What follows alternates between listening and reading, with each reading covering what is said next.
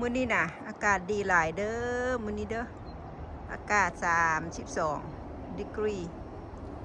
หันใจออกหันใจลงนี่แดดออกอุ่นมื้อนี้นะอากาศดีหลายดีหลายโอ้ยมีแห้งหัวใจเด้แต่แม่นหันใจลงหันใจอิ่มใกล้เสียซัมเมอร์มาแล้ววันนี้นะสโนว์กันเริ่มเปื่อยบ่มีน้ำก้อนข้างแล้วเดียวนี้นะโอเค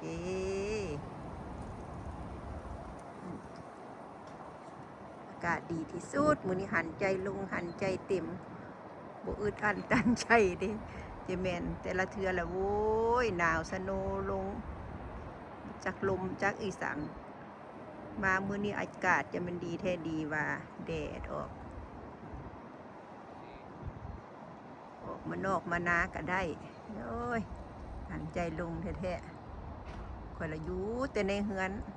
10 ทิศดีๆอยู่แต่ในเฮือนนะบ่ได้ออกไปทางใดบัดนี้ก็สิได้ออกไปตลาดตะลีออกไปย่างแล้ววันนี้นะเคยไปย่างแล้วโอ้ยปวดกระตุนกระตัวเทว่าบ่ได้ออกไปย่างวันนี้สิได้ออกไปย่างคือเก่าละมีแหงดิจะเป็นหันใจลงวันนี้นะ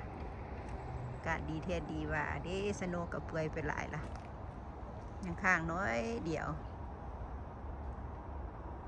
ถ้ามันเป็นแบบจังซี่นี่อากาศ30 กว่านี่ก็อีกประมาณ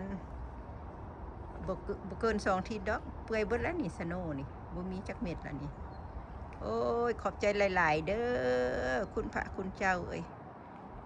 เฮ็ดให้อากาศดีเอาแท้เอาว่าจะเป็นมีแฮงหัวใจหันใจปลอดใจลงแบบนี้นะโอเคบายบายเด้อมาถ่ายให้เบิ่งว่าอากาศดีหลายมื้อนี้